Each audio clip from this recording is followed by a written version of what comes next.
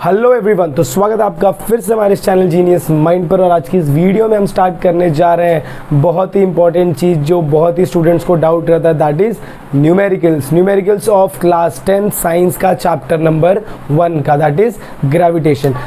Lenses का numerical की अगर आप बात करो तो वो वीडियोस मेरे चैनल पे पहले से अपलोडेड है, आई बटन में आपको मिल जाएंगी। और इसके बाद जो भी चैप्टर्स में न्यूमेरिकल है उसकी वीडियोस जल्दी आएंगी। आज हम स्टार्ट करेंगे चैप्टर 1। चैप्टर 1 का न्यूमेरिकल स्टार्ट करने से पहले हमें चलना पड़ेगा फ्लैशबैक, मतलब 9th स्टैंडर्ड में जब आप जाते हो वहाँ का चैप्टर 1 अगर आपने किया रहेगा तो वहाँ पर आपने कुछ फॉर्मूलेस किए। पहला फॉर्मूला किया था आपने v = u + at।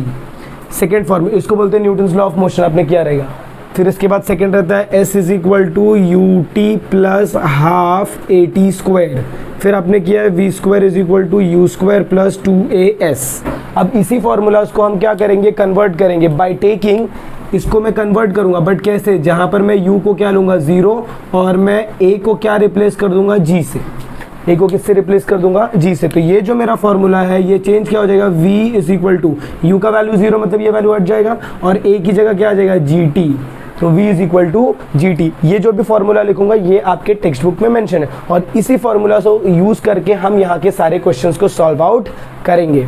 देखिए, एक ये फॉर्मूला हो गया। दूसरा, इसमें मैंने क्या बोला, u की जगह क्या आएगा 0 आएगा, तो यहाँ पर 0 × टाइम मतलब ये वैल्यू 0 हो जाएगा। तो यहाँ पर क्या है s का मतलब दो चीज़ होगा, या तो डिस्प्लेसमेंट आप बोलोगे या तो हाइट। क्यों? क्योंकि जितना ऑब्जेक्ट डिस्प्लेस हो रहा है, देखो ये यहाँ से यहाँ गया डिस्प्लेस हो रहा है। अगर ये हॉरिजॉन्टल पार्ट इसी को वर्टिकल कर दो तो यहाँ से यहाँ गया तो वो क्या हो जाएगा, हाइट। तो जहाँ पर भी कभी भी क्वेश्चन में हाइट दिया रहेगा मतलब आपको क्या यूज़ करना है, डिस्प्लेसमेंट, s का फॉर्मूला यूज़ करना है। u का वैल्यू 0 हो जाएगा तो यहाँ पर क्या बचेगा, ½ बचेगा। a की जगह मुझे क्या लिखना है, g, और ये क्या हो जाएगा मेरा gt², ½ gt²। इसको सॉल्व आउट करूंगा तो ये क्या हो जाएगा, देखो v² ऐसे ही रहेगा, u का वैल्यू 0 लेना है और यहाँ पर 2as की जगह a की जगह आएगा g, तो ये हो जाएगा v² = 2gs। अब मैं आपको बता दूं कि हमें जो भी यूज़ करना है, हमें ये फॉर्मूलाज यूज़ करना है। ये 9 का फॉर्मूला था, ये इरेज आउट कर रहा हूँ, इसको हमें यूज़ नहीं करना है। उसी से मैंने कौन से फार्मूलाज बनाए, मेरे 10th के फार्मूलाज बनाए और ये तीनों फार्मूला को मैं क्वेश्चन में यूज आउट करूंगा। तो चलिए अब क्वेश्चन पे स्टार्ट करते हैं। ये है क्वेश्चन 5 न्यूमेरिकल का फर्स्ट क्वेश्चन। रीड आउट करते हैं। Object takes 5 second.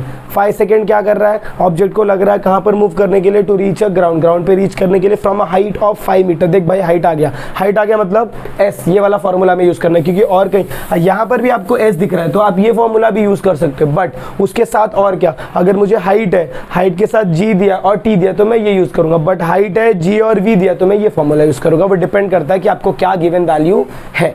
चलिए इसका सबसे पहले आप क्या स्टार्ट करोगे, गिवन। जब मैं गिवन की बात करता हूं तो टाइम है, सेकंड दिख रहा है ना, सेकंड। यूनिट से पहचानना है कि वो कौन सा वैल्यू, यूनिट आपको बताएगा ये क्या। इधर सेकंड है तो ये वैल्यू कितना हो जाएगा, टाइम का यूनिट होता है सेकंड, तो मतलब ये टाइम का वैल्यू है। मीटर मतलब ये कहीं ना कहीं हाइट का वैल्यू दिया, एंड हाइट हम किससे रिप्रेजेंट करते हैं, s से। v मतलब क्या होता है सर, v मतलब होता है फाइनल वेलोसिटी या फिर initial velocity denoted by u, ये होता है फाइनल वेलोसिटी। तो वेलोसिटी का अगर वैल्यू दिया रहेगा तो वो आपको देंगे मीटर पर सेकेंड। तो हमेशा यूनिट से आप पहचानेंगे कि कौन सा फंडामेंटल क्वांटिटीज आपको दिया हुआ है। गिवन में मैं क्या लिखूंगा, टाइम डिनोटेड बाय t = कितना सेकेंड, 5 सेकेंड। उसके बाद क्या बोला है, हाइट को हम किससे रिप्लेस करेंगे, height is denoted by s, that is your displacement. ये कितना वैल्यू दिया है, 5 मीटर। इसके बाद आपसे क्या पूछा, what is the value of g on the planet, मतलब टू फाइंड में मैं क्या लिखूंगा, टू फाइंड में लिखूंगा वैल्यू ऑफ g, मतलब g = मेरा क्या हो जाएगा, क्वेश्चन मार्क। मतलब मुझे क्या फाइंड करना है, ग्रेविटेशनल फोर्स फाइंड करना है। अभी ग्रेविटेशनल फोर्स या फिर ग्रेविटेशनल फोर्स बोल रहा हूँ, इसको बोलते हैं एक्सेलरेशन ड्यू टू ग्रेविटी। ध्यान रखना कंफ्यूजन होता है, कैपिटल G बोला तो ग्रेविटेशनल फोर्स, स्मॉल g बोला तो एक्सेलरेशन ड्यू टू ग्रेविटी। तो यहाँ पर मुझे क्या फाइंड करना है, एक्सेलरेशन ड्यू टू ग्रेविटी। चलिए सोल्यूशन स्टार्ट करेंगे। अच्छा, इससे पहले मैं क्या लिखूंगा, फॉर्मूला। जब मैं फॉर्मूला की बात करता हूं तो मेरा फॉर्मूला क्या है, बोलो। ऐसा कौन सा फॉर्मूला है जिसमें s आ रहा है, t आ रहा है, g आ रहा है, तो ये वाला फॉर्मूला है। तो मैं क्या लिखूंगा, s = ½ gt²। अब मैं क्या स्टार्ट करूंगा, सोल्यूशन। जब मैं सोल्यूशन स्टार्ट करूंगा तो क्या लिखेंगे, बाय यूजिंग फॉर्मूला डायरेक्ट लिख दो, आपको नहीं पता है कौन सा फॉर्मूला कोई फर्क नहीं पड़ता, direct by using formula S is equal to half GT²। अच्छा ध्यान देना, जब भी T दिया है टाइम हमेशा सेकेंड में होना चाहिए, डिस्प्लेसमेंट हमेशा मीटर में होना चाहिए। वाई ऐसा क्यों? क्योंकि वो सब क्या है, SI यूनिट है, तो हमेशा all the units should be SI। ये फिजिक्स का रूल है, SI यूनिट आपको फॉलो करना है। अगर सपोज ये सेंटीमीटर में होता तो मैं क्या करता, उसको मीटर में कन्वर्ट करता, बराबर। चलिए देखिए, S का वैल्यू आपको दिया क्या, यस दिया, कितना दिया sir 5 metre is equal to ये हो जाएगा हाफ इंटू G का वैल्यू नहीं दिया इंटू टाइम कितना दिया आपको 5 सेकेंड, तो इसका हम क्या करेंगे स्क्वायर। फर्दर सॉल्व आउट करेंगे तो ये कितना हो जाएगा, ये 2 इधर आएगा तो 5 is equal to 1 into G into 25 upon कितना हो जाएगा 2 हो जाएगा। अब ये 2 इधर आएगा तो ये कितना हो जाएगा 5 2 is equal to 1 into G into 25, 5 2 कितना होगा 10 which is equal to G into 25। अब ये वैल्यू मेरा किधर जाएगा, ये इधर डिवाइड में आएगा तो क्या हो जाएगा G is equal to 10 upon 25, G is equal to 10 upon 25। अब इसके बाद क्या करेंगे, G इज इक्वल टू 5 से कट आउट करूंगा तो 5 2 5 5 फर्दर सॉल्व आउट करूंगा G का वैल्यू तो ये मेरा किधर जाएगा डेसिमल, तो मेरा वैल्यू कितना आएगा 0.4। और ये एक्सेलरेशन ड्यू टू ग्रेविटी है, एक्सेलरेशन का यूनिट कितना होता है मीटर पर सेकेंड स्क्वायर, तो यहां पर आपका जो यूनिट आएगा वो होगा मीटर पर सेकेंड स्क्वायर। इतना सॉल्व कर दिया, फिर लास्ट में आप क्या लिखोगे, आपको पूछा है द वैल्यू ऑफ G, तो क्या लिखेंगे therefore the value of G on the planet is 0.4 metre per second square. वैसे value of G on the earth कितना होता है 9.8 मीटर पर सेकेंड स्क्वायर, इस प्लैनेट पे कितना 0.4 metre per second square. I hope आपको क्वेश्चन समझ में आया, please take a note of this. तो चलिए मूव ऑन करते हैं next question, that is question number 2, question number 5 का सेकंड क्वेश्चन। याद रखना इस पूरे टोटल चैप्टर में 5 फॉर्मूलेज लगेंगे, 4 फॉर्मूलेज बोर्ड पे रखे हैं जिसमें से अभी तक हम लोग ने S is equal to half GT² पे सम सॉल्व किया है। ये तीनों पे आएगा तो सम बहुत सिंपल रहेगा, ये फॉर्मूला का सम अभी हम लोग सॉल्व करेंगे। और इसके बाद एक और फॉर्मूला आता है जो कि आपने किया है F is equal to capital G capital M small m upon R square, इसके ऊपर भी सम सॉल्व होंगे। तो मैंने क्या किया है, जितने भी प्रैक्टिस सेट के क्वेश्चन है उनको डिवाइड कर दिया है, जो क्वेश्चन इस पे सॉल्व हो रहे थे और ये मतलब स्टार्टिंग के 4 के जो भी फॉर्मूले पे बेस्ड क्वेश्चन है वो एक ही वीडियोस में रहेंगे और इसका वीडियो में इसका क्वेश्चन अलग वीडियो में रहेगा, क्योंकि इसका सोल्यूशन जो ना अप्रॉक्सीमेट आंसर आते सेम नहीं रहते इसके लिए। चलिए मूव ऑन करते हैं। ये क्वेश्चन में देखो क्या बात किया, रेडियस ऑफ अ प्लैनेट, यहाँ से हिंट मिल गया, रेडियस ऑफ अ प्लैनेट और क्या है मास ऑफ अ प्लैनेट, और आपसे क्या पूछा है कैपिटल G मतलब स्मॉल g का वैल्यू। ये देखो स्मॉल g का वैल्यू, देखो radius of the planet and the radius of planet, mass भी है रेडियस भी है, तो हम लोग वो फॉर्मूला यूज करेंगे। जब मैं सोल्यूशन स्टार्ट करूंगा उससे पहले मैं क्या लिखूंगा, गिवन में क्या दिया, देखो रेडियस ऑफ प्लैनेट A, तो आप क्या लिखोगे let RA and MA be the radius and mass of planet A. Similarly, let RB and MB be the radius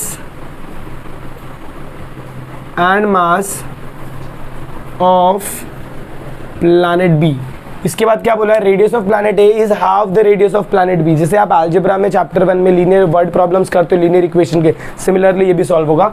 क्या बोला, radius of planet A, radius of planet A मतलब R A, तो R A is equal to half of radius of planet B that is R B. ये मेरा equation number 1। उसके बाद क्या बोला, if mass of A is M A what must be the mass of B, आपको mass of B find करना है, so that the value of G on B is half that of the value of G on A, मतलब G B का जो value है वो क्या होगा, हाफ ऑफ जी ए होगा। अब मुझे क्या फाइंड आउट करना है, जी बी और जी ए फाइंड करना है। चलिए सोल्यूशन जब आप स्टार्ट करोगे, गिवन तो आपने लिख दिया, इसके बाद डायरेक्ट आप सोल्यूशन लिख दो, छोड़ो सोल्यूशन नहीं लिखो। हम सबसे पहले क्या फाइंड करेंगे, जी ए और जी बी का बात करते हैं। जब मैं जी ए का बात करूंगा तो फॉर्मूला क्या है, capital G M upon R square. अब ध्यान से सुनना, ये जो जी है ना, G capital G that is gravitational constant, that is not going to change for anyone, planet A planet B irrespective है, वो चेंज नहीं होगा, वो वैसे ही रहेगा। इसके बाद क्या बचता है, मास ए, तो इधर मैं लिखूंगा ए, क्यों, क्योंकि ये अलग अलग प्लैनेट पे अलग अलग मास रहेगा, अलग अलग प्लैनेट का अलग अलग रेडियस रहेगा। ये हो गया मेरा जी ए का वैल्यू। इसके बाद मैं क्या निकालूंगा, सिमिलरली मैं निकालूंगा जी बी का वैल्यू, इसको पुटअप करेंगे स्टेटमेंट 1। इसके बाद मैं क्या निकालूंगा, जी बी के लिए भी सेम रहेगा, कैपिटल जी सेम रहने वाला है, और एम और R, और इसकी जगह मैं क्या लिखूंगा, ये प्लैनेट बी का है तो ये क्या हो जाएगा, बी हो जाएगा, और ये भी क्या हो जाएगा, बी हो जाएगा। Statement number 2, this is 1, this is 2। अब मुझे क्या करना है, दोनों को इधर इधर फिट अप करना है। तो मेरे को कंडीशन क्या दिया है, given condition according to given condition, according to given condition क्या कंडीशन दिया है, G B is equal to half of G A, G B is equal to half of G A. अब ध्यान से सुनने का, जी बी का value कितना है, जी एम, तो मैं इधर क्या रखूंगा, capital G M B upon R B is equal to half of G A, किधर है, इधर, ये जी ए का वैल्यू है तो capital G M A upon R ए।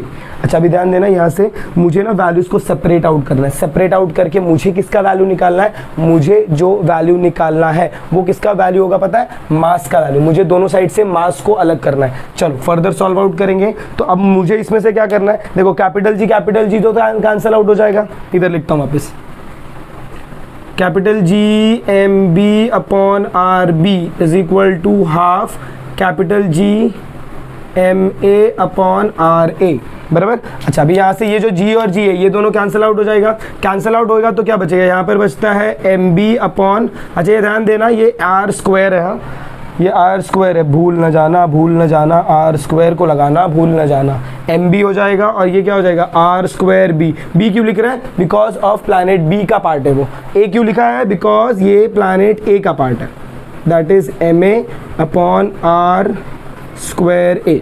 अब मैं क्या करेगा, ये वैल्यूज को इधर लेकर आऊंगा, ये इधर देखो क्या है, मल्टीप्लाई में इधर आएगा तो डिवाइड में जाएगा, इन द सेंस वापस मल्टीप्लाई में रहेगा, लेकिन क्या हो जाता है, रेसिप्रोकल हो जाता है भाई लोग। क्या हो जाता है, रेसिप्रोकल, मतलब ये एम बी मेरा ऐसे ही है, ये आर स्क्वायर बी मेरा ऐसे ही है,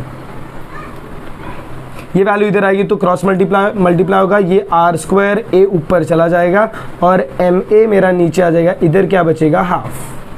आई होप इतना आपको सब लोग को समझ में है। अब हम क्या करेंगे, अब हम सेपरेट आउट करेंगे, मास एक के नीचे रखेंगे और ये वाला वैल्यू एक के नीचे, तो ये क्या हो जाएगा, एम बी अपॉन नीचे क्या था, एम ए मल्टीप्लाई ऊपर क्या है, R square A upon R square B, R square A upon R square B. अब इज इक्वल टू क्या हो जाएगा आपका, हाफ हो जाएगा। इसको फर्दर आप सॉल्व आउट करेंगे। अब ध्यान से देखना, अब हम ये कंडीशन का इस्तेमाल करने वाले हैं। जब मैं ये कंडीशन का इस्तेमाल करूंगा तो वो कैसे यूज होगा देखिएगा, M B upon M A तो ऐसे रखिएगा, M B upon M A ऐसे रहने वाला है, फिर आर, इसको मैं ऐसे लिख सकता हूँ क्या, multiply by R A upon R B the whole square is equal to half. Half क्यों लिखा, ये सर ऐसा क्यों कर दिया, देखो क्यों, क्योंकि इसके पास भी स्क्वायर, इसके पास भी स्क्वायर, इसीलिए वो दोनों को मैंने स्क्वायर दे दिया। अब मैं क्या करूँगा, देखो मेरे पास क्या है, प्यार है, माँ है, सब है मेरे पास। ये आर ए का वैल्यू कितना, हाफ ऑफ आर बी, मतलब मैं इधर आर ए की जगह क्या लिख सकता हूँ, हाफ ऑफ आर बी लिख सकता हूँ,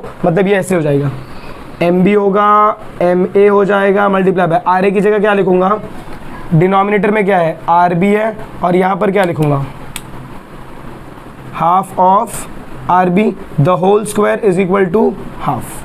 आई होप इतना आपको समझ में आया। अच्छा अब जब मैं इसको सॉल्व करूं तो आर बी कैंसिल, मतलब ये क्या होगा, M B upon M A multiply by सिर्फ क्या बचेगा, हाफ, और ऊपर क्या स्क्वायर, क्यों, क्योंकि आर बी गेट्स कैंसिल, तो ये क्या हो जाएगा, हाफ हो जाएगा। अब हाफ का स्क्वायर निकालूंगा तो कितना होगा, 1/4। देखिए हो गया मेरा sum, M B upon M A is equal, sorry multiply by 1/4 is equal to 1/2। अब ये मल्टीप्लाई उस साइड जाएगा तो डिवाइड, और जब भी याद रखना मल्टीप्लाई को आप दूसरे साइड भेजते हो फ्रैक्शन में तो वो रेसिप्रोकल हो जाता है, मतलब ये हो जाएगा M B upon M A is equal to, ये 4 उधर जाएगा तो ये 1/2 आपका पहले से था, ये हो जाएगा 4/1। फर्दर सॉल्व आउट करेंगे तो M B upon M A is equal to 4/2 which is equal to M B upon M A is equal to 2 हो जाएगा, क्योंकि कट करेंगे। Therefore mass of planet B should be twice the mass of planet A.